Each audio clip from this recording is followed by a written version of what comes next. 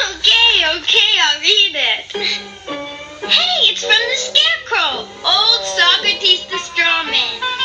Dear Dorothy, I and all your old friends miss you. Since the wizard gave me my brain, I can write very well. And Dandelion's not cowardly anymore since he got courage from the wizard. Rusty, the Tin Man's so happy with his new harp. And the wizard has learned lots of new magic, or so he says. The Wicked Witch of the West doesn't bother us anymore since you melted her. Gee, we sure wish you could come back to Oz. Love from us all. P.S.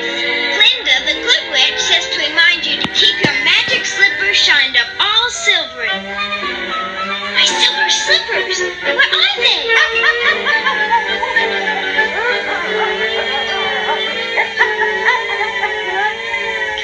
You found them!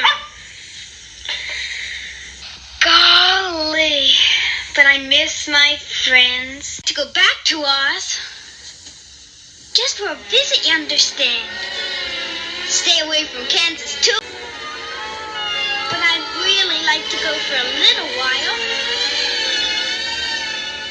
Oz just can't continue without me. I wanna go back, I wanna go back.